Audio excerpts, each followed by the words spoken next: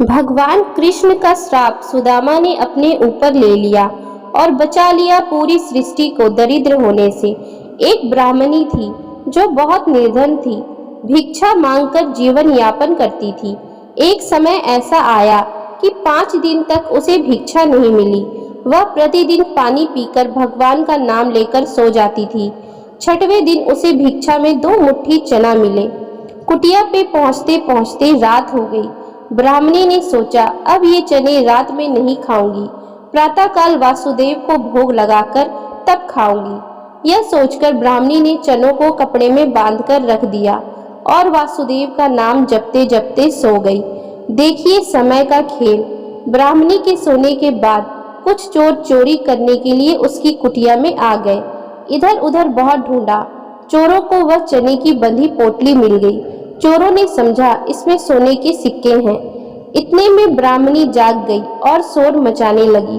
गांव के सारे लोग चोरों को पकड़ने के लिए दौड़े। चोर वह चने से भरी कपड़े की पोटली लेकर भागे। पकड़े जाने के डर से सारे चोर संदीपन मुनि के आश्रम में छिप गए। संदीपन मुनि का आश्रम गांव के निकट था, जहां भगवान श्री कृष्ण और सुदामा शिक्षा ग्रहण कर रहे थे।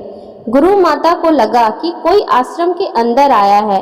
गुरु माता देखने के लिए आगे बढ़ी तो चोर समझ गए कि कोई आ रहा है। चोर डर गए और आश्रम से भागे।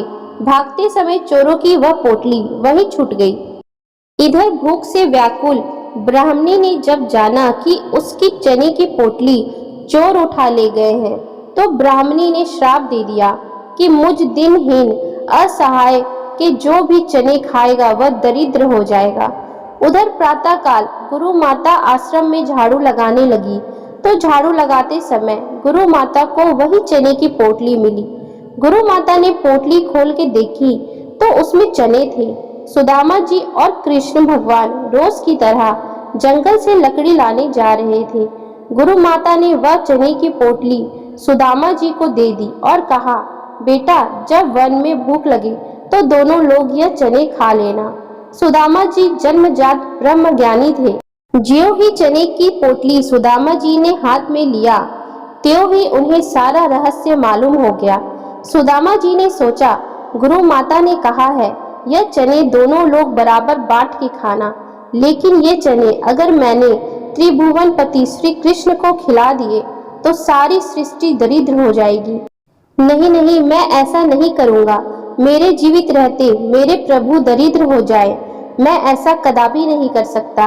मैं ये चने स्वयं खा जाऊंगा, लेकिन कृष्ण को नहीं खाने दूंगा। और सुदामा जी ने सारे चने खुद खा लिए। दरिद्रता का श्राप सुदामा जी ने स्वयं ले लिया चने खाकर, लेकिन अपने मित्र श्री कृष्ण को एक भी दाना चना का नहीं खाने दिया। ऐसे होते हैं मित्र, अगर मित्रता करें तो सुदामा जी जैसी करें और कभी भी अपने मित्रों को धोखा ना दे। तो दोस्तों, अगर आपको हमारी ये कृष्ण जी और सुदामा की ये कहानी अच्छी लगी हो तो कृपया आप हमारे चैनल को लाइक, शेयर एंड सब्सक्राइब जरूर करें, जिससे हम आपके लिए और भी अच्छी अच्छी कहानी लाते रहें। Thank you for watching.